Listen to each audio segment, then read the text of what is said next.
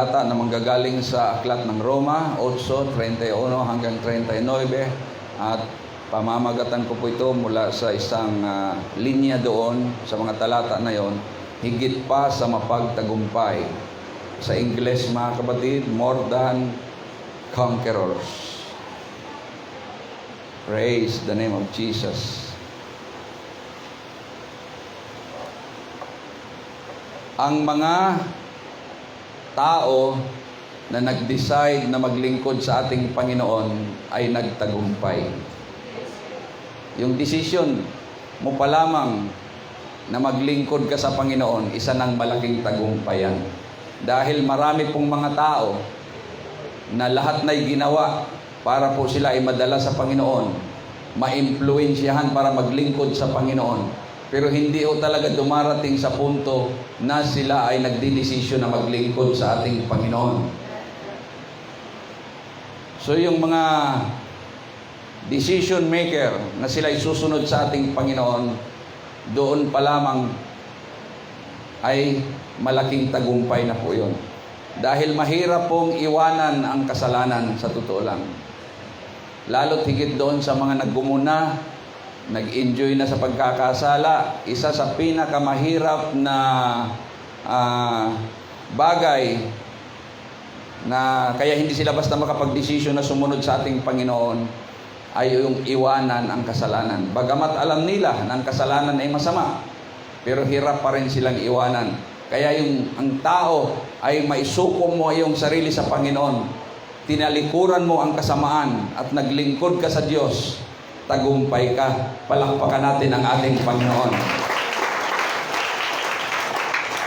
Sa kasunod po, sa mga talata po na babasahin natin mula sa 31, ay mayroong 8 katanungan na mapapansin natin dito. Ito po ang sabi. Ano pa ang masasabi natin tungkol dito? Itong katanungan na ito ay bunga po doon sa discussion ni Apostol Pablo mula sa verse 1 hanggang sa verse 30. At pagkatapos niyang mailatag yon, si Pablo, balibhasa siya ay aral at medyo matalinong tao. Palagi siyang, ang kanyang mga thesis, ang kanyang mga writings, ay logical ang kanyang presentation. Makatuwiran. Iniisip niya palagi pag sumusulat siya, paano pag may magtanong ng ganito? Paano ba'y makipagdebate ng ganito? Palagi niyang nilalatag sa ganong klaseng pamamaraan ang kanyang mga sulat. At pagkatapos po ng verse 1 hanggang 30, to conclude his thesis, mga kapatid, 30 points, ano pa ang masasabi natin tungkol dito? Ang sabi ni Pablo, kung ang Diyos ay panig sa atin, sino ang makakalaban natin? O sa atin?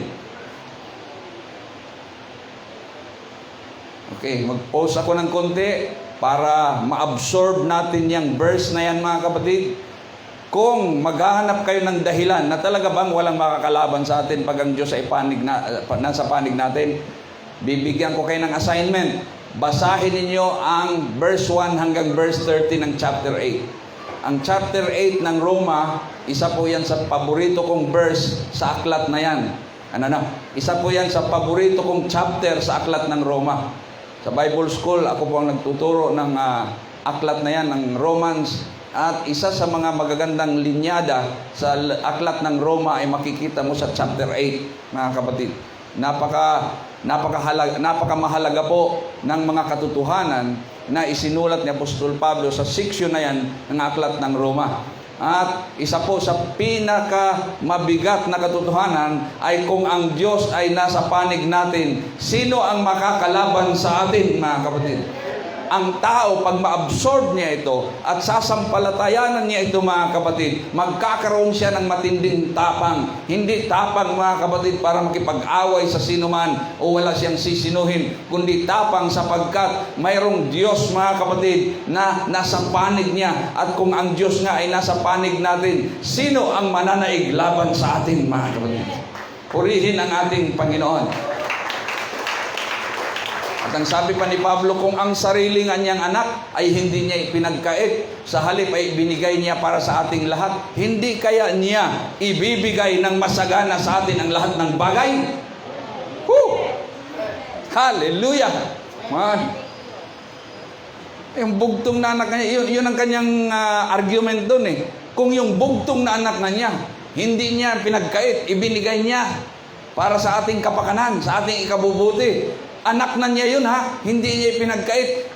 Gaano lang yung mga bagay na yan na kailangan natin? Hindi ba niya kayang ibigay yan ng masagana sa atin? Purihin ang ating Panginoon, mga kapatid. Huwag nating pagdudahan ang Diyos. Ang Diyos ay mayroong kakayanang magkaloob ng mga bagay na kailangan natin. Ang sabi ni Pablo, God will supply all our needs according to His riches in glory in Christ Jesus, mga kapatid. Ang sabi pa sa Tagalog na salin, mula sa hindi maubos na kayamanan ng Diyos ay Kanyang ibibigay ang inyong pangangailangan sa pamagitan ng ating Panginoon. Purihin ang Diyos, mga kapatid. Amen.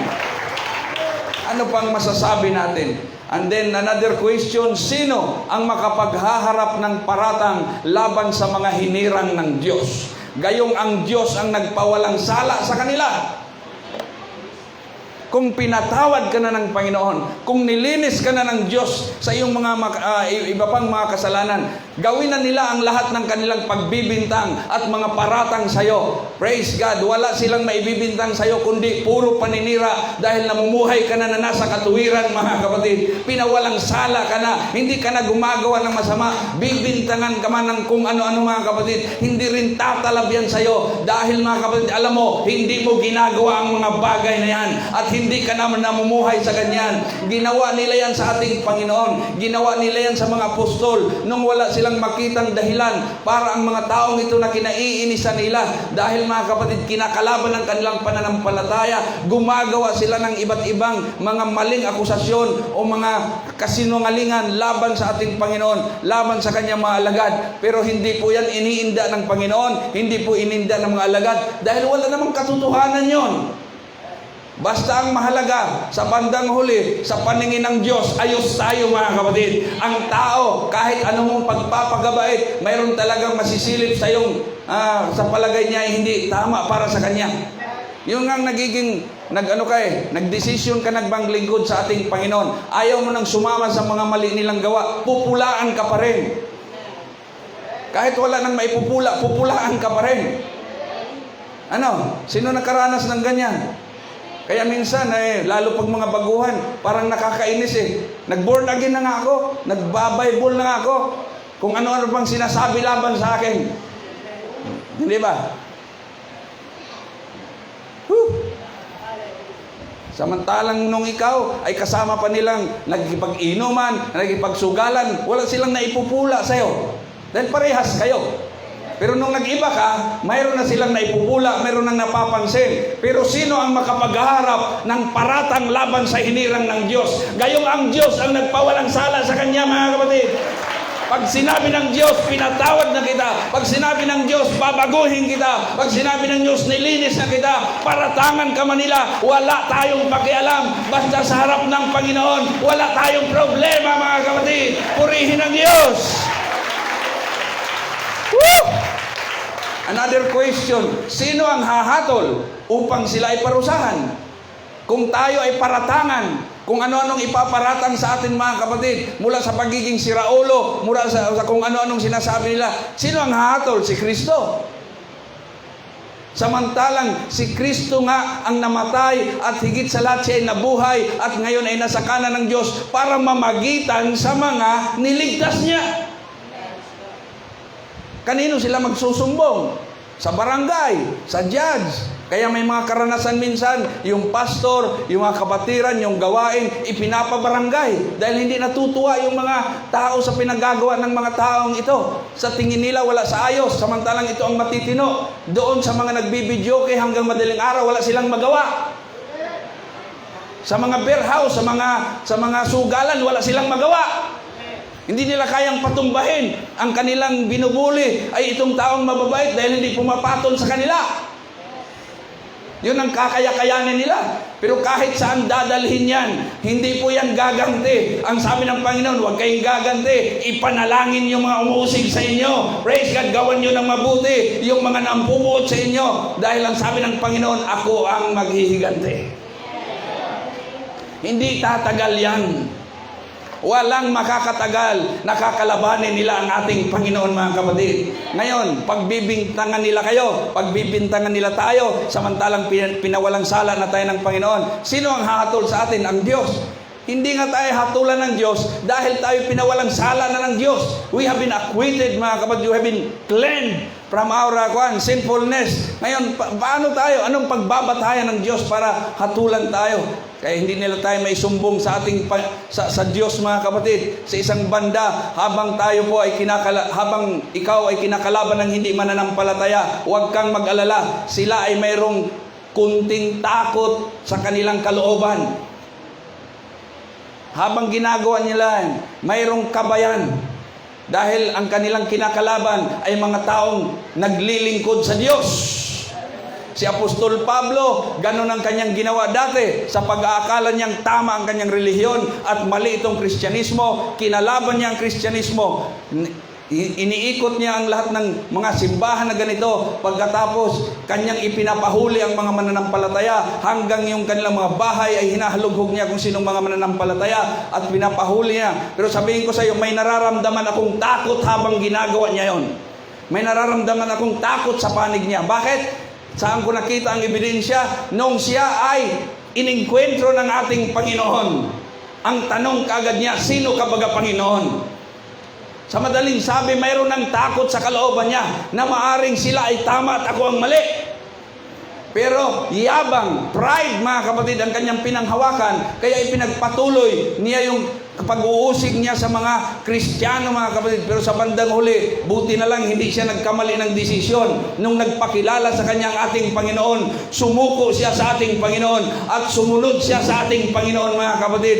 Kayong nang-uusig sa gawain ng ating Panginoon, mas mabuti ninyong gawin ay sumampalataya kayo at sumuko sa ating Panginoon. Dahil kung hindi, mapapahama ka dahil sa ginagawa mo laban sa gawain ng ating Panginoon.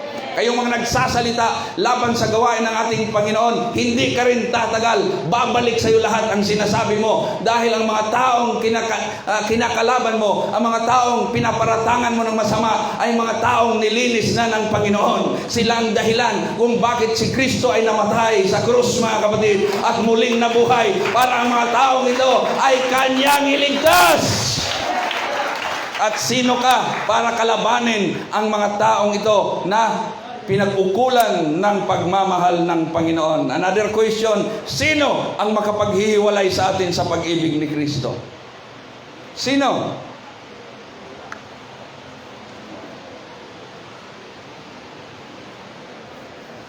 Isip-isip mo na.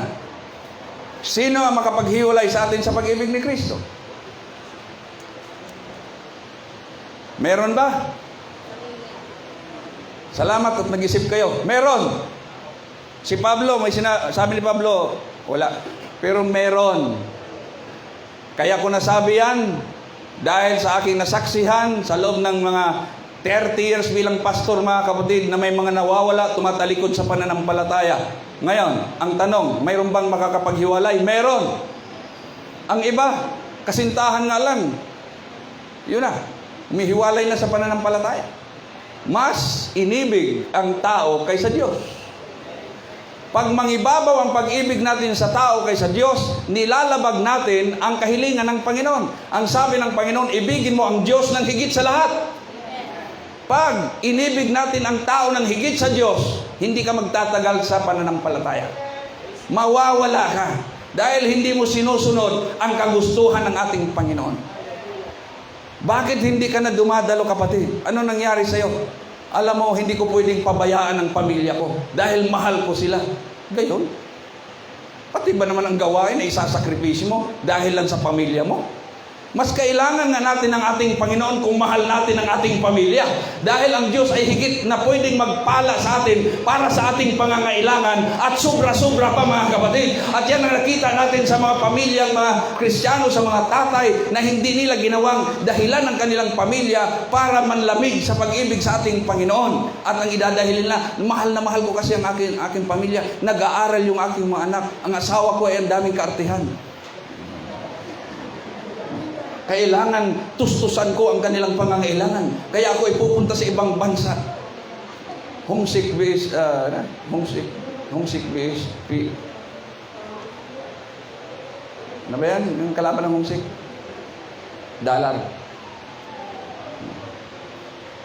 Huwag mong gagawin yan.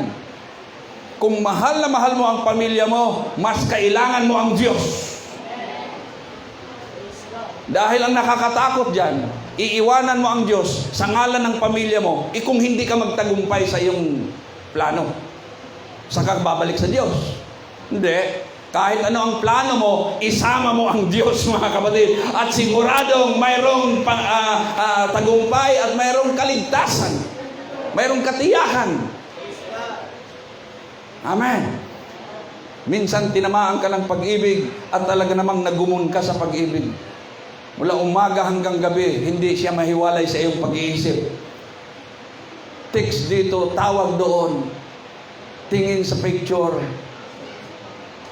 Mula sa pagtulog hanggang sa pagkagising, ang larawan niya ang palagi mong nai-imagine. Hindi mo nagagawa sa Panginoon yan. Hindi mo nagagawa sa tatay mo yan, sa nanay mo, sa mga kapatid mo, sino mang minamahal mo, dito tinamaan ka talaga ng matinding pag-ibig. At sasabihin ko sa iyo, ang kasunod niyan, siya ang magkokontrol sa buhay mo. Siya ang magkokontrol sa buhay mo. Ikaw naman, pastor, nakakawalang gana ka naman. Talagang nakakawalang gana ako, mga kapatid. Dahil nakakawalang gana rin yung mga kapatiran na basta na lamang nawawala dahil sa ngalan ng pag-ibig na yan, walang katuturan. Kung talagang tunay kang umiibig, mas ibigin mo ang Diyos para ikaw ay hindi ipapahintulot ng Diyos sa mga tao na magsisira sa pananampalataya mo. Amen! Iga-guide ka ng Panginoon. Ang Panginoon na magsasabi sa iyo, sige, yan ay ayos yan. Yan ay match na match kayong dalawa. Bayan ang Panginoon mag-match sa iyo. Huwag kang pumatol doon sa mga nanunukso lamang. Alam mo, bagay kayong dalawa. Gwapo ka, maganda rin siya. Bakit? Ang pag-asawa ba ay pag-aartista? Hindi ah. Ang pag-asawa ay pagpapasok sa pamilya. Wala diyan ang usapan gwapo o maganda. Ang pinag-uusapan diyan kung may alam sa buhay o wala. Kung handa ba sa kanyang sitwasyon.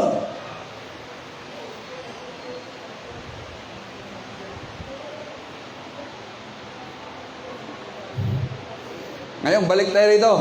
Meron bang makakapaghiwalay sa atin? Meron. Kasi marami na ang humiwalay. At may kanya-kanya silang dahilan.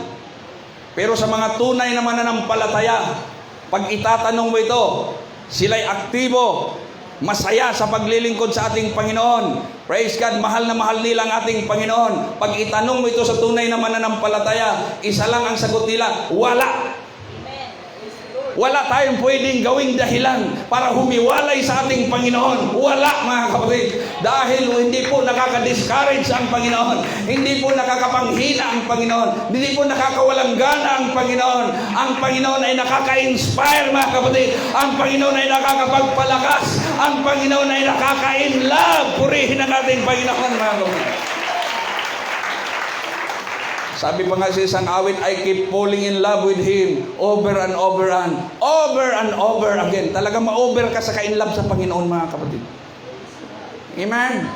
At huwag ninyong hayaan na yung atensyon na binibigay mo sa Panginoon ay mapunta sa ibang tao. Dahil magpapadala ng tukso ang kaaway, mga kapatid. Amen? Praise God. Para i-divert ang iyong pinakamahalagang oras at atensyon sa iba. Kaya mag-ukol ka ng panahon. Di ba't pwede ka namang umupo na mag-isa sa puno. Umupo sa puno. Kahit sa puno, huwag sa sanga. Magbulay-bulay ka. Tingalain mo yung mga ginilikha ng ating Panginoon habang ang iyong kaisipan ay nagpupuri sa Diyos. Kung walang nakakikita sa iyo, pwede mong itaas ang kamay mo na para bang, Lord, wow. Amen. You can do that, mga kapatid, dahil isa yan sa pamamaraan para ma-enhance mo ang iyong pag-ibig sa ating Panginoon. Walang iniwan yan, mga kapatid, yung palagi mong tinitingnan yung mukha ng minamahal mo.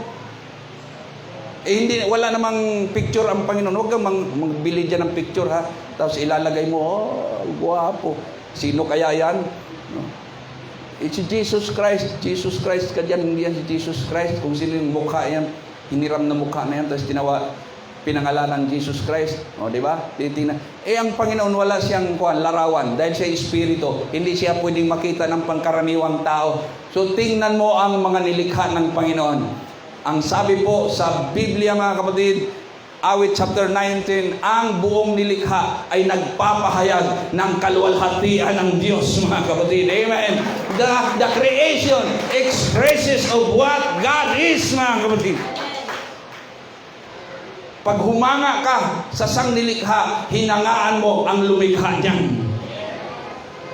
Di ba? Kaya mag-ukol ka rin ng panahon para tingnan ang manilikha ng ating Panginoon at makikita mo ang nakakatuwang mga bagay na isang matalino't makapangyarihan lamang ang pwedeng gumawa. So sino makapaghiwalay sa atin sa pag-ibig ni Kristo sa usapang pananampalataya? Wala. Ang sabi ni Apostol Pablo, ang kahirapan ba? Ang kapighatian? Ang pag-uusig? Ang tagutom? Kahubaran. Now, pinag-isipan ko yung word na kahubaran. Sa ibang salin, hindi po nila nilagayan. Pinalitan nila yung word na yan. Kasi baka nga, yan ay ma-misinterpret. Baka naman isipin ng mga bagong nagbabasa ng Biblia, pahubad-hubad. Lalo, banas ang panahon. May marami nagpapahubad-hubad eh.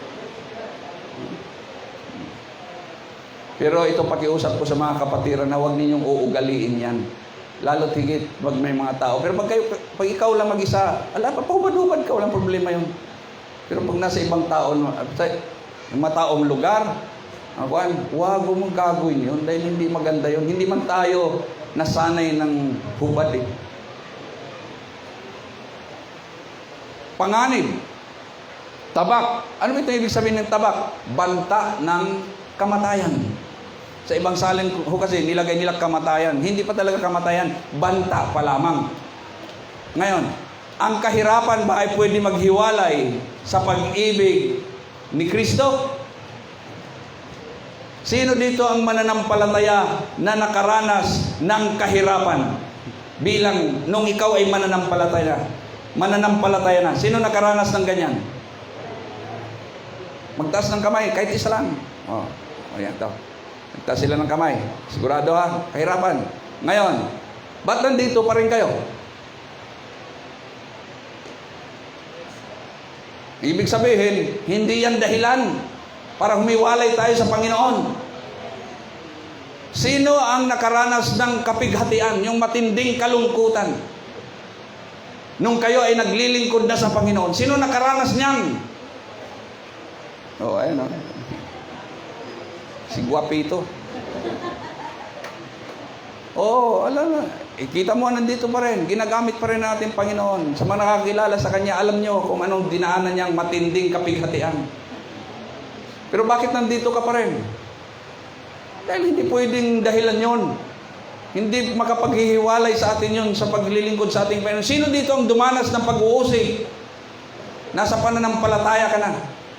Ayan, si Brother Rodel, mga kapatid, sa mga nakakilala sa kanya, kung sabay, tumayo yan dito, kung narinig niyo ang kanyang patuto. Grabe ang pag-uusig na inabot yan sa kanyang lulo at lula, at sa ilang tiyo niya, mga kapatid, nung siya naging mananampalataya. Pero bakit nandito siya? Ba't nandito siya? Siya ay isang patutuo na ang pag-uusig ay hindi pwedeng humiwalay sa atin sa pag-ibig ni Kristo. At nung mas minahal niya ang Panginoon, mga kapatid, kaysa tingnan niya ang kapighatian na nangyayari sa kanya, binigyan siya ng Panginoon, pinagpala siya ng magandang asawa. Yung mga tatalikod sa Panginoon, hindi kayo tatagal sa mga pag-uusig. Pangit ang asawa mo, kukuha nyo.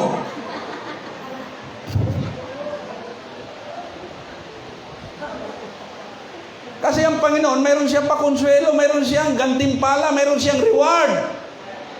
Oh. Kaya maya pag mag-uusap kami, palagi nababanggit yun. Dahil kahit ako na-inspire ako sa ganong klaseng, hindi po dahilan ng mga pag-uusig na yan. Tagutom. Sino dito ang nakaranas ng tagutom mula nang naging mananampalataya? Yung talagang nakaranas kang magutom. Walang-wala talaga eh. Hanggang sa isang beses na lang isang araw kakain. Gusto mong kumain, wala na talaga eh. Sino nakaranas ng ganyan? Nakaranas ganyan? Moises? Akala ko, nagtas ka na. Nung magsimula ko dito mga kapatid, tipid-tipid sa pagkain. Wala namang suportang malaki. Ang suporta lamang sa akin ay 300 buwan-buwan. Pambayad ko lamang doon sa bahay na inupahan ko mga kapatid. Wala pa masyadong income. Mga kapatiran, nakikibagay ako sa kanila.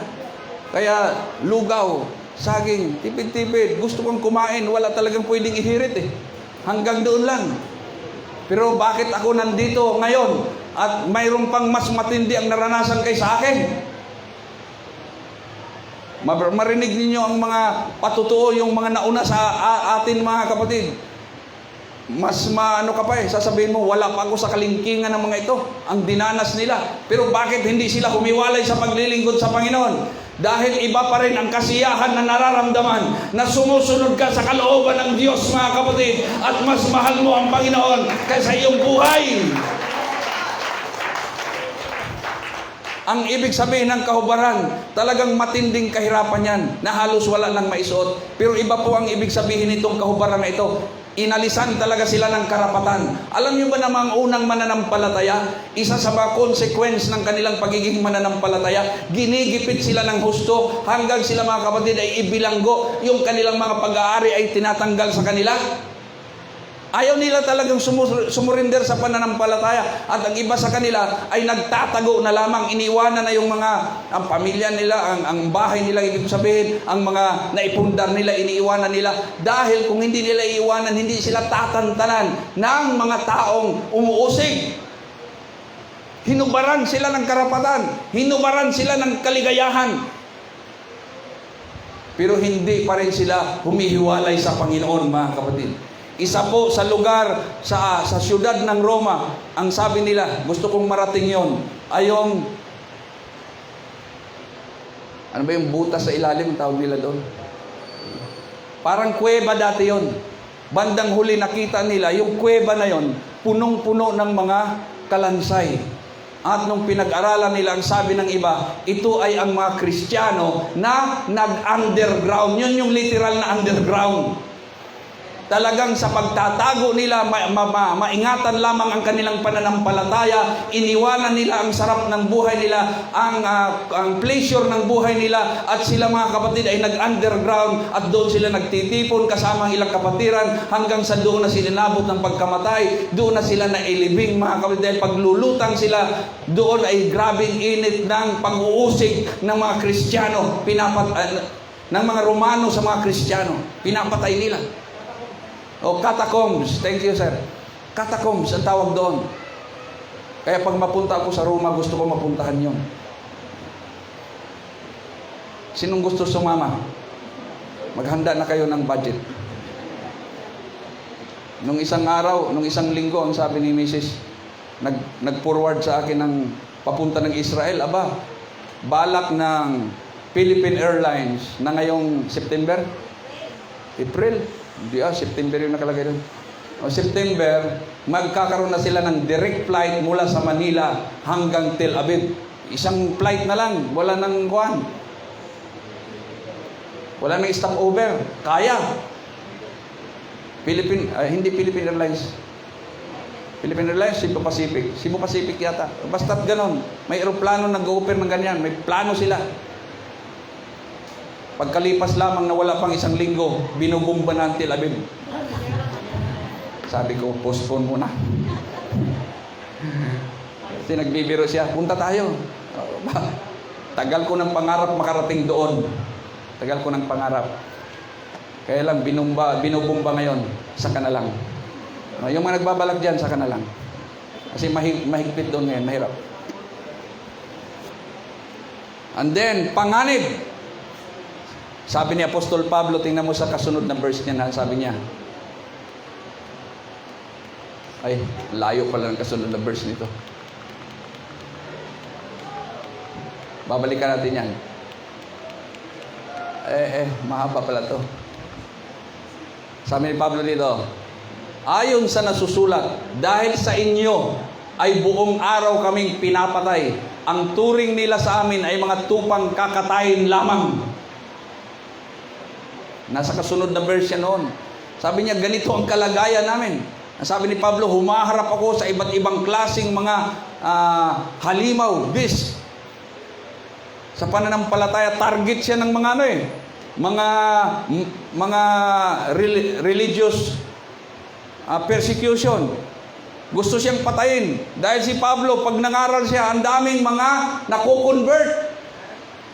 Yung ibang relihiyon ay nalalagasan ng mga membro, nagiging Kristiyano. Kaya si Pablo ang tinatarget nila. Yan ang salot. Yan ang matindi pag magsalita yan. Kaya ang sabi niya, kinote niya yung nasa awit 44 verse 2. Ayon sa nasusulat, ang sabi ni Pablo, parang ganito kami. Dahil sa inyo, buong araw kaming pinapatay at ang turing nila sa amin ay mga tupang kakatayin. Kaya sinulat niya yun, mga kapatid, tabak, panganib, yan ba'y makakapaghiwalay sa atin sa pag-ibig ng Panginoon? Okay, sino ngayon sa inyo ang mahal na mahal ninyo ang Panginoon? Taas ang kamay ng mga nagmamahal sa Panginoon.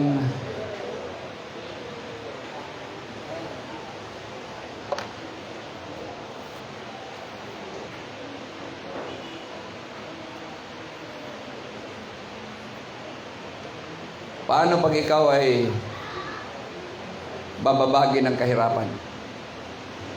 Palagay mo, mananatili ka pa rin? Now, sinasabi ko ito beforehand para matansya natin ang ating sarili, mga kapatid. Paano pag ikaw ay bababagi ng kahirapan? Paano pagdatnan ka ng matinding kapighatian? Paano pag ikaw ay usigin? Pag-iinitan ka dahil sa iyong pananampalataya? Paano pag ikaw ay makaranas ng gutom? Paano ikaw ay alisan ng mga karapatan, huhubaran ka ng iyong karapatan, ng iyong kaligayahan, ng iyong comfort? Paano pag ikaw ay malagay sa panganib? Mayroong magbabanta sa iyong buhay dahil lang sa iyong pananampalataya. Mananatili ka pa rin ba? Ito ay tanong ko rin, mga kapatid, na maghahanda sa atin sa mga pwedeng mangyari. Pero sabihin ko sa inyo, sa umagang ito, mayroong kapahayagan na ibinigay sa, kaunawaan na ibinigay sa akin ng Panginoon tungkol sa mga bagay na ito. Ito ay nangyayari minsan bilang consequences ng mga kasalanan at maling decision at choices ng tao. Hindi lahat ng kahirapan, kapighatian, pag-uusig, tagutom, kahubaran, panganib, tabak ay bahagi ng pananampalataya natin. Minsan, dumarating yan dahil nagkamali tayo ng desisyon o pagpili.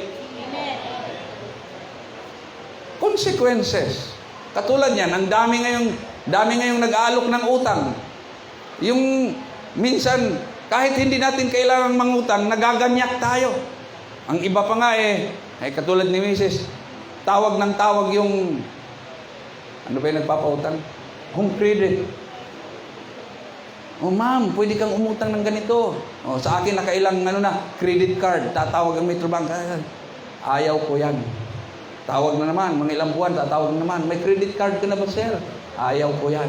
Minsan natutukso tayo. At sa mali nating desisyon, pumatol tayo, umutang tayo na hindi naman talaga dapat tayong umutang. And then, ikaw ay nalagay sa kahirapan. Hindi ka na matahimik ngayon dahil ang problema sa utang, babayaran mo. Buti sana kung pautangin ka, hindi babayadan.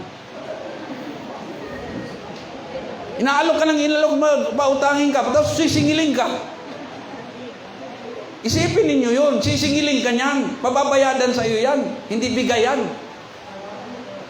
Kaya minsan nakakatakaw eh. O di ba sasabihin, pare, may seminar doon, makinig tayo. Mga, anong tawag niyan? Yung microfinancing. Wow, ang ganda ng tawag, microfinancing. Tutulong ito para ikaw umunlad sa buhay, ganito. Magpapaluwal ng magkano microfinancing. Magkano ngayon paluwal ng microfinancing? Dati dadating 2,000. Gagawin mong puhunan yan. So, mainggan nyo naman itong ano ngayon. 2,000. Kayang-kaya yan. Mababayaran ko yan. Nung napautang na hindi naman pinuhunan.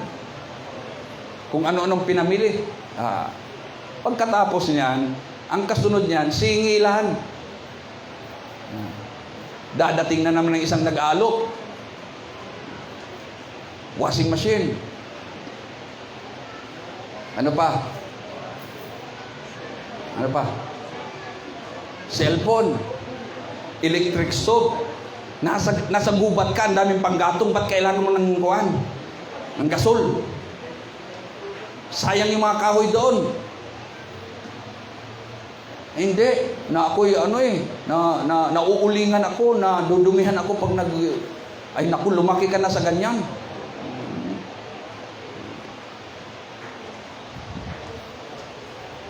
Ngayon, nauwi ka sa kahirapan. Kaya sabi ko sa inyo hindi kisyo nangyayari sa tao yan. Dapat alamin. Bakit? Sasabihin, kasi ako ay born again. Born again ka dyan. Baka may ginawa kang konsekwensyan. Huwag mong pagbibintangan ang pananampalataya. Mas lalo kang mawawala. Pag ang pananampalataya ang pagbibintangan mo, baka yung iyong decision at mga choices sa buhay ang siyang nagdala sa iyo dyan. Pero mayroon talagang mga sitwasyon na pinapahintulutan ng Panginoon yan bilang pagsubok. Nakita ko yan mga kapatid, naranasan natin yan. Wala ka namang ginawang masama. Ayos naman lahat, sumusunod ka sa Panginoon. Bigla na lamang malalagay ka sa isa sa mga sitwasyon na yon. Alam mo kung anong ibig sabihin doon? Pagsubok. Testing. Hello mic test. Okay, maganda to, no? Pag mahina ng battery, lubat na. Palit battery.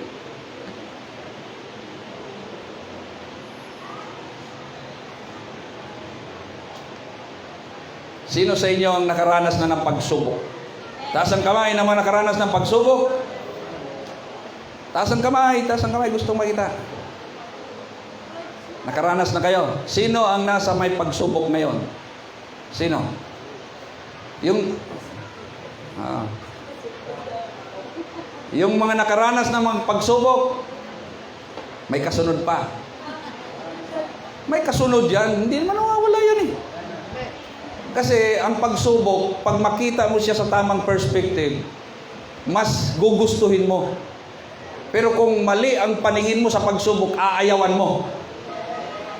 Pero pag sino mang aayaw sa pagsubok, dahil ang pagsubok ay hindi talaga pwedeng wala yan, mananampalataya ka't hindi, hihina ang loob mo sa buhay. Sasabihin mo, ayaw ko na sa earth. Bakit sa Mars? Wala bang pagsubok? Sa Mercury ba? Wala. Mas matindi nga pagsubok sa Mercury. Kahit ang gamot ay laging bago pero mahal.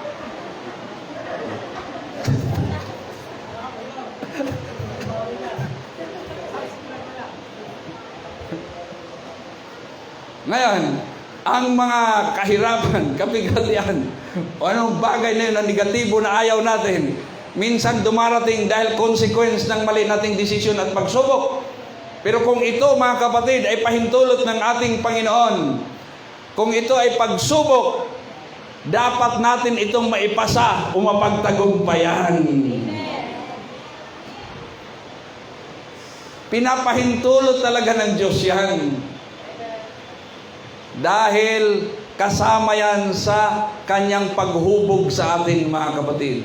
Walang Kristiyanong lumalago na hindi pumapasa ng pagsubok, mga kapatid. Pag hindi ka papasa sa mga pagsubok ng Panginoon, hindi ka lalago.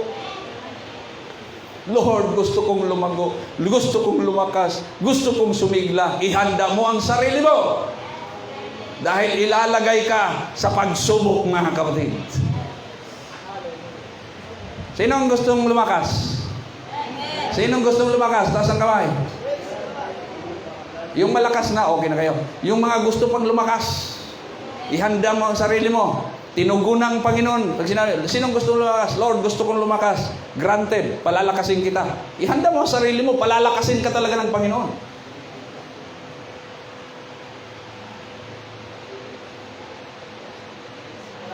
May mga gagawin ang Diyos sa'yo para lalakas ka. Ihanda mo ang sarili mo. Oo, di ba? Iniisip mo ba, pag ikaw ay gusto mong lumaki ang katawan, tapos, Lord, gusto kong lumaki ang katawan, tutulog ka, pag-isip mo, laki na ng katawan mo, ganun lang. Ano nangyari sa'yo? Na-allergy ka lang. Hindi. It takes time. Process, unti-unti. Wala pong gym, walang tao na pwedeng magpalaki ng katawan ng ganun-ganun na lamang. Pagsubok, dapat nating maipasa. Dapat nating mapagtagumpayan. Mayroong iba't ibang pagsubok, iba't ibang test. Sino sa inyo ang nakaranas na ng pinakamahirap na test o exam? Dami yan eh. Ang mga professional, dumaan yan sa iba't ibang test. Licensure test. Mga teacher, licensure yan sa inyo eh. Bar exam sa mga abogado, board exam sa ibang mga korso, physical exam sa mga papasok ng trabaho, may neuro test para matiyak na ayos ang utak. Battery test. Nung high school kami, palagi yan battery test. Ang ibig sabihin ng battery test, sinusubok ang iyong kalusugan, ang kakayanan ng iyong katawan. Actually, katulad yan sa physical exam. Pero iba, push up ka, squat ka, mga battery test ng high school level eh. Hindi mo pwedeng gagawin yan sa mga mas ang edad. So, yan iba't ibang klaseng test. Sino ang naka-take na ng licensure test? Taas ang kamay. Mga teacher, siyempre. At itong ibang mga professionals natin, may licensure test. Para mabigyan ka ng lisensya, lalo tigit ng Philippine Regulation Commission. Tama ba? Yan na. PRC.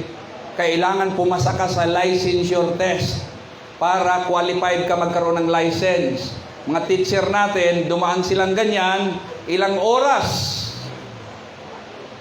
Maghapon. At pag may major ata, ayun, maghapon na. Pag walang major, half day, nakukuha na nila. Sipin mo, maghapong exam.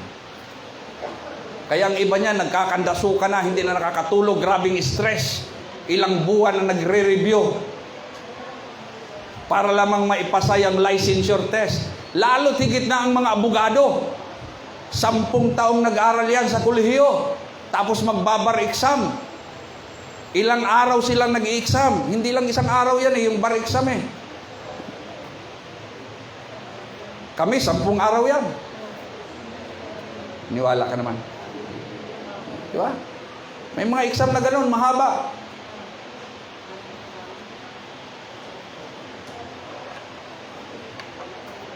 Sino ang yung board exam sa ibang field board exam ang tawag diyan? Sino ang naka-take ng board exam?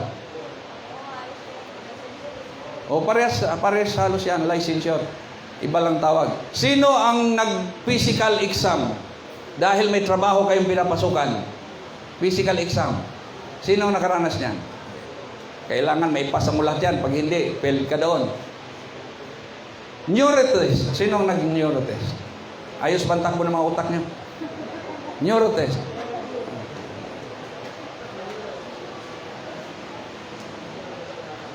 So parang pinakamahabang exam na aking na-take ay NCAA, panahon namin yan National College Entrance Examination. Sino bang umabot niyan? NCAA. Okay. Naka-take tayo niyan. Yan lang pinakamahaba. Para hindi na masyado Matagal na kaya hindi ko nararamdam yung torture Pero ihahanda ka rin. Magre-review ka rin. Sino ang nakapasa ng iba't ibang klaseng mga exam na yan? Taas ang kamay. Sino ang nakapasa ng licensure or board exam? Sino nakapasa? Taas ang kamay, taas ang kamay. Kasi may point akong gustong i-raise dito mga kapatid. Sino ang dumaan ng physical exam, rigid physical exam at nakapasa?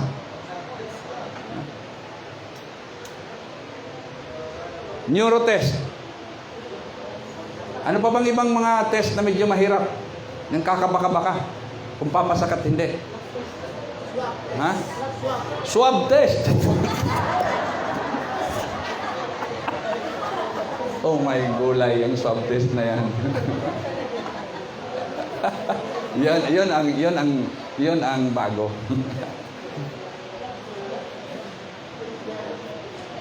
Sabihin ko sa inyo ilan tayo nandito ngayon? Kaunti lang tayo. Pero pag magpa-swab test sa atin, pag magpa-swab test tayo, sigurado may magni-negative sa atin. Sigurado ako dyan. O mayroon ding magpa-positive. Parang ano ba? Nung kalakasan ng diabetes,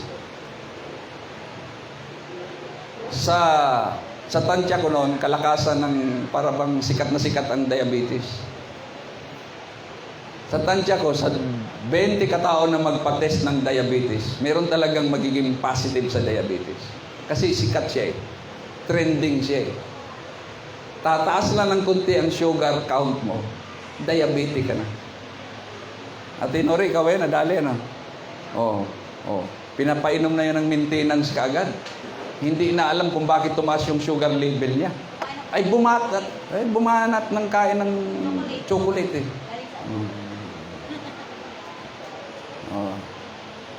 Kaya yan din yan ngayon.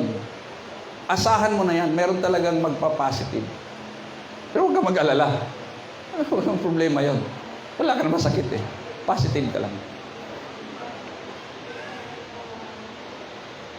Ngayon, sa lahat ng dumaan ng pagsubok o mga test o mga exam, pumasa kayo, nandito kayo.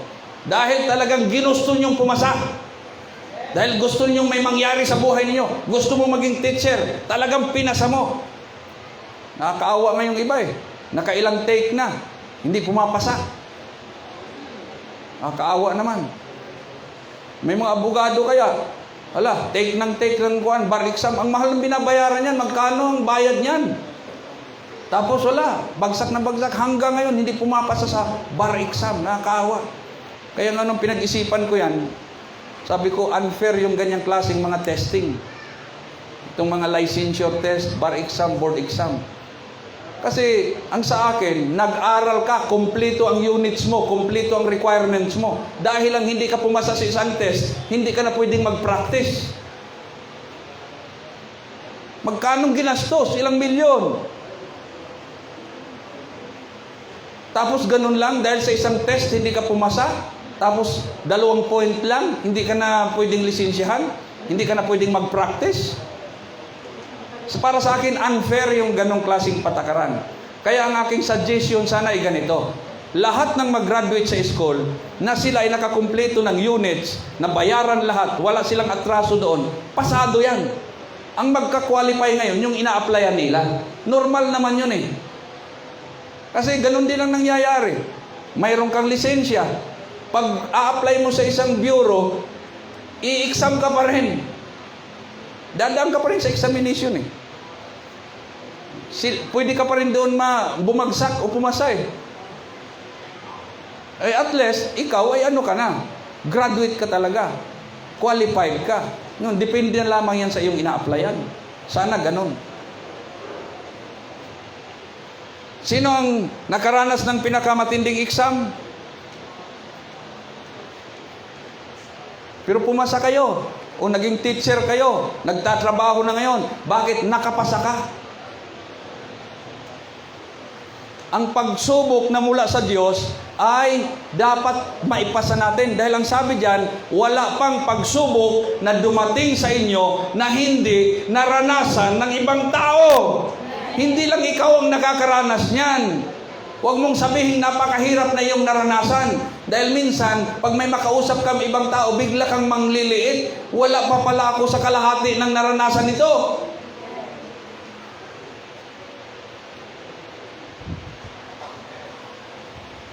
Alam ninyo, ganito ang inyong gawin ha. Mayroon akong isang bagay na natutunan. Natutunan ko lang yan sa sarili ko. Matuto kang magsimpatiya sa dapat simpatiyahan. Dahil kung hindi ka marunong yan, magiging makasarili ka. Makikita mo lamang lahat ay ang sarili mo. Pag may makita kang mga nakakaawa dyan, makaramdam ka ng awa sa kanila. Para pag dumating ka sa punto na parang awang-awa ka sa sarili mo, ipapaalala sa'yo yon na may mas nakakaawa kay sa'yo. May bahay ka, sila walang bahay. May nakakain ka, sila walang nakakain. Tapos sasabihin mong kakaawa ko.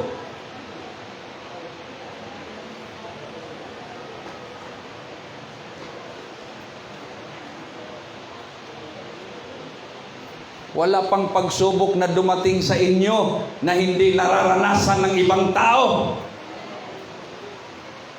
Tapat ang Diyos. Hindi niya ipapahintulot na kayo ay subukin ng higit sa inyong makakaya. Come on. Praise God. Hallelujah. Mga kapatid, tapat ang Diyos. Kung papahintulot ng Diyos na tayo ay dadaan sa pagsubok, ang pagsubok ay kakayanin natin yan. Tansyado ng Panginoon ang ating kakayanan. Hindi niya tayo bibigyan ng pagsubok na hindi natin kaya. I-declare natin ngayon, kaya ko ang mga pagsubok ng Diyos sa akin. Yan ang sabi sa Bible eh. It's a matter of declaration, mga kapatid. And holding up to the Word of God. Sa halip, pagdating ng pagsubok, bibigyan niya kayo ng lakas upang makayanan ito at bibigyan niya kayo ng paraan upang malampasan ito. Sino ang makapagsabi ng amen dyan? Sino ang nakaranas ng ganyan, mga kapatid? Hallelujah! Bakit? Sa panahon ng pagsubok, sinulo mo ba? Hindi mo sinulo. Habang sa panahon ng pagsubok, wala na tayong ginawa. Lord, Lord, Lord, hindi ikaw ang may dahilan kung bakit nalagpasan mo ang pagsubok. Hindi ka iniwanan ng ating Panginoon. Dahil sa panahon ng pagsubok, wala ka nang ginawa. Lord, hindi ko kaya to. Tulungan mo ako. Agapayan mo ako, Panginoon. Dahil baka hindi ko kayanan ito. Lumagpas ka. Bakit pumasa ka sa test? Dahil ni-review ka. May mga taong nag-review sa'yo. Yun nga lang, magbabayad ka. Pero sa Panginoon, hindi ka magbabayad. Aalalayan ka ng ating Panginoon. Pinapakita lang sa'yo ng Panginoon. Pinapadaan ka lamang ng Panginoon dyan. Pero ang Panginoon nandyan, nakaalalay mga kapatid. Hindi niya design ang pagsubok para ibagsak ka. Ang design ng Panginoon sa pagsubok, matuto tayo. At maihanda natin ating sarili sa mas matitinding bagay, mga kapatid. Hindi ka lalago pag hindi ka papasa sa mga pagsubok. Amen. Amen. Sabi ng iba, ayaw ko sumakay sa aeroplano. Bakit? Mahihilo ako. Napunta nga lang ako sa mataas na lugar, mahihilo ako. Hindi ka makakasakay ng aeroplano. Pero sasabi ng iba, hindi. Di baling sumuka, basta't makasakay ng eroplano. Nakahanda naman ang eroplano sa mga sumusuka. Oo. Alam nila yan, may susuka talaga. Kaya doon sa upuan, may nakalagay na doon na supot para sa mga susuka. Nakahanda sila yan, huwag ka mag-alala. May oxygen pa nga eh.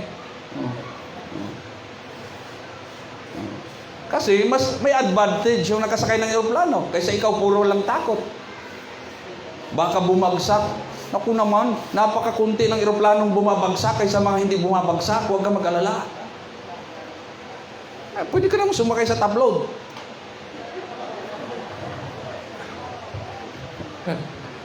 Kasi para sigurado, para pag bumagsak ang eroplano, makatalon agad ako. Dahil doon sa loob ng eroplano, isarado lahat. O di, doon ka sa tabloid. Patali ka roon. Ganda pa ang view. Fresh na fresh ang ka. Diba mga kapatid? Ang kailangan lang sa exam, mapasahan natin. Pumasa ka na ba sa mga exam ng Panginoon sa'yo? Exam sa school, exam sa trabaho, talaga namang pinag-ukalan mo ng pansin, nagbayad ka ng malaki, kumuha ka ng mag-coach sa'yo, magturo sa'yo para lamang pumasa. Tapos sa exam ng Panginoon, ayaw mong pagsikapang ipasa. Ipasa mo yan, kaya mo yan. Dahil walang ibang tutulong kundi ang Panginoon mismo, mga kapatid. Pagdating ng pagsubok, bibigyan niya kayo ng lakas upang makayanan ito at bibigyan niya kayo ng paraan upang malampasan ito. Iko-coach ka ng Panginoon. Hallelujah! Ang mga tagumpay natin sa pagsubok ang siyang nagiging patutuo natin. Sa English pa, our victories over test will become our testimony. Kaya ang words, mga kapatid, test will become a testimony. Wala kang testimony pag hindi ka overcomer ng mga tests, mga kapatid. Overcome your tests and you will have testimony, mga kapatid. Amen. Hallelujah. Ang sabi ni Pablo, hindi. Ang sabi niya, di ba? Sino makapaghiwalay sa atin sa pag-ibig ng Panginoon? Ganito ba, ganito? Sabi niya, hindi. Kundi sa lahat ng mga bagay na ito, tayo ay higit pa sa mga mapagtagumpay sa pamamagitan niyaong sa atin ay umibig. Kayang-kaya nating mapagtagumpayan yon. Napagtagumpayan na natin eh. Lahat ng mga nagtagumpay, taas ang kamay. Hindi tayo tinawag ng Diyos para matalo, mga kapatid, ng mga pagsubok. Niligtas tayo ng Panginoon dahil magiging mga overcomers tayo, mga kapatid. Maging mapagtagumpay tayo. At ang sabi diyan, higit pa tayo sa mga mapagtagumpay, more than conquerors. Alam mo yung reference ng word ng conquerors? Ito yung mga mananakop, mga kapatid. Di ba, usong-uso yan dati? Pati tayo, nabiktima niya na. Ilang beses tayong gustong sakupin dito, ang Pilipinas. 2 beses. Gusto tayong sakupin ng Spain. And then, gusto tayong sakupin ng Japan. Ang Amerika, tumayo na mga natin, parang tagapagligtas noong mga panahon na yon. Nung sinakop tayo ng Espanya, pumasok sa eksena ang Amerika para mapalaya tayo sa Espanya. Nung pumasok ang mga Hapon, yun din, pumasok din ang Amerika para palayain tayo sa mga Hapon. Usong-uso yan dati. Ngayon, hindi na makapurma masyado. Bakit? Yan ang dahilan kung bakit nagkaroon ng League of Nations na ngayon sa panahon natin ay United Nations.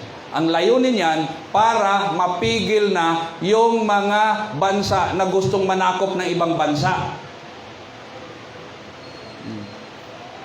Ito pong mga conquerors na binabanggit dito ay tumutukoy doon sa mga sinaunang tao na magaling silang manakop para magtayo ng kanilang kaharian. Sino ang mga kilala ninyong mananakop? Lumulutang palagi ang pangalan ni Alexander the Great. Pero si Alexander the Great ay isa lamang sa mga taong tinatawag na conquerors. Pero ang sabi dito sa Biblia, higit pa tayo sa kanila.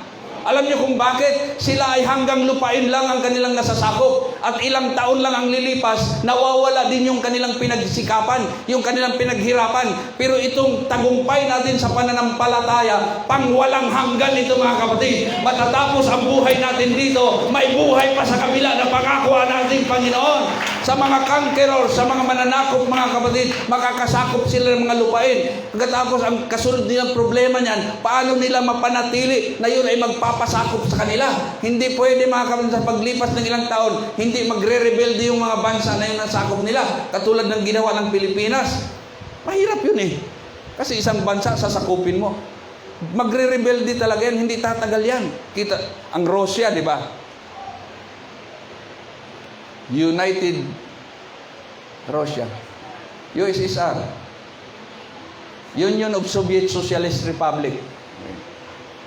Kung kita mo, hindi rin sila tumagal eh. Nagkanya-kanya din bawat bansa. Ay mahirap. Mahirap yun. Papatay ka ng tao dyan. Gagastos ka ng malaking pera.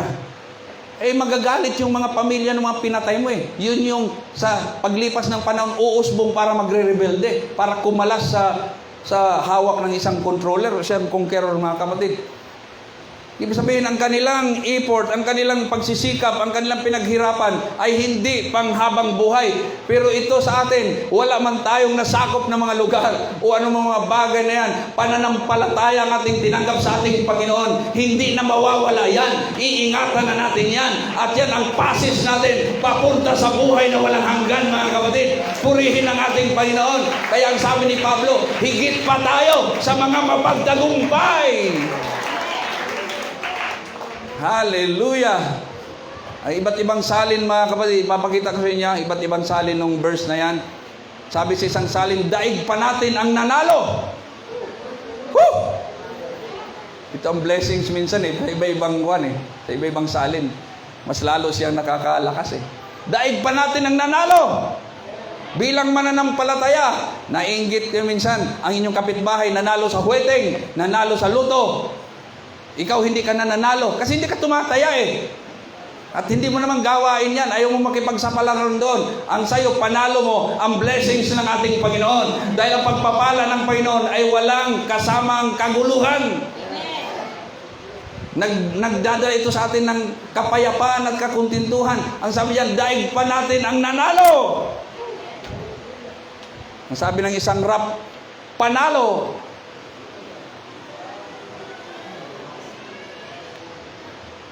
Higit pa sa nagtatagumpay. Ang iba, gusto nilang may gusto silang marating, may gusto silang mangyari. Nangyari. Nagtagumpay sila. Pero ang mga Kristiyano, ang sabi ni Pablo, higit pa sa mga nagtatagumpay. Purihin ang ating Panginoon, mga kapatid, di ba? Sa isa pang salin, tayo ay lubos na nagtatagumpay. Siguradong tagumpay. Sino mga Kristiyano dito ngayon na pwedeng magtaas ng kamay at magsabing, come on! Sino ang mga nagtagumpay?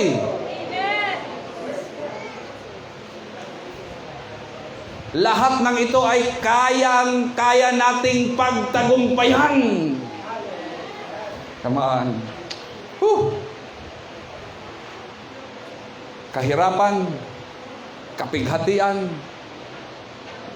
Ano pa yung binabanggit doon? Sabi yan, lahat ng ito ay kaya nating pagtagumpayan. Higit pang magtatagumpay. Purihin ang ating Panginoon, mga kapatid. Sapagkat natitiyak kong walang makapaghihiwalay sa atin sa Kanyang pag-ibig. At dito sa bandang huli, mapapansin mo, pag titingnan mo, iba ang mga binabanggit na ni Pablo. Doon sa una niyang sinabi, mayroon ba makapaghiwalay sa atin sa pag-ibig ni Kristo? Anong sinasabi niya? Kahirapan, pag-uusig, gutom, kahubaran, tabak. Sabi niya, para bang pinapalabas niya mga pangkaraniwang bagay ito na lahat ng tao ay nakakaranas nito. Pero hindi sila nagkukwit. Gusto pa rin lang mabuhay kaysa mamatay. Pagdating dito sa huling portion, sabi niya, natitiyak kong walang makapaghiwalay sa atin sa kanyang pag-ibig. Ang binanggit niya dito ay iba na, mas mabibigat at mas malalawak, mga kapatid, na bagay. Ang sabi niya, kahit kamatayan o buhay, kahit anghel o mga pamunuan at mga kapangyarihan, ang kasalukuyan o hinaharap, ang kataasan o kalaliman, o alinmang nilalang. Nung una, ang sabi niya, may makakapaghiwalay bang sa atin sa pag-ibig ni Kristo? Ang binanggit niya, mga pangkaraniwang bagay na nangyayari at nararanasan ng tao. Pero pagdating dito, mga kapatid, sabi niya,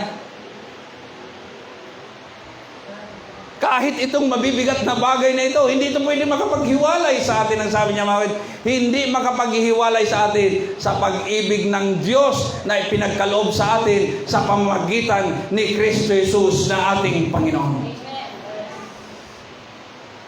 Kaya, tagumpay tayo dyan, mga kapatid. Amen. Kung sa panalo tayo pag tayo ay mga Kristiyanong totoo. Hallelujah! Maganda yung patutuo inspiration kanina ng kapatid natin. Hindi man lang siya tinubuan ng inggit. Totoo yan? Hindi ka talaga tinubuan ng inggit doon sa mga kabataang kalibel mo? Ha? Wala kang dapat ikainggit sa kanila dahil mas tagumpay ka kaysa kanila. Amen. Mas maganda ang kalagayan mo kaysa kanila. Anong ikakainggit mo sa kanila? Mga babae, ha? At nainggit ba kayo sa kanila? Pakita-kita sila ng kanilang kagandahan. Tapos sabihin mo, maganda rin naman ako, pakita ko rin. Ba't naman ipapakita mo? Anong obligasyon mo sa mga tao para ipakita yan? Ipakita mo ang kagandahan mo sa Diyos. Amen. Wala kang pananagutan para gayahin yung mga hindi mananampalataya at ipagladlalar mo yung sarili. Mahalaga ka sa Diyos. Amen. Purihin ang ating Panginoon. Walang makakapaghiwalay. Tagumpay tayo sa ating Panginoon. Purihin natin ang ating Panginoon, mga kapatid. Tagumpay tayo sa ating paglilingkod sa ating Panginoon. Ang pagsunod sa Panginoon ay isang tagumpay, mga kapatid. Magdadala sa atin sa buhay na walang hanggan. Salamat, Panginoon, sa tanghaling ito. At purihin kadakilang Diyos sa iyong mga pagliligtas sa amin, sa pag-ibig mo, sa pagmalasakit mo, sa paggabay mo sa amin, Panginoon, sa mga encouragement, sa mga salita ng pananampalataya. Salamat, O Diyos, sa mga kalakasan na iyong pinagkakaloob sa bawat isa sa amin. At purihin ka, Panginoon, kami po'y nilagay mo sa isang matagumpay na kalagayan bilang mga lingkod mo, Panginoon. At bayan, O Diyos, na ito'y aming maramdaman, ma-enjoy namin. Hallelujah, hindi lamang basta't ma-appreciate, Panginoon, kundi ito'y ipamuhay na namin. Dahil mas maganda ang ganitong klaseng buhay, matagumpay sa ngalan ng Panginoon. Amen. Praise God. Hallelujah. Musicians, pumunta kayo rito. Dahil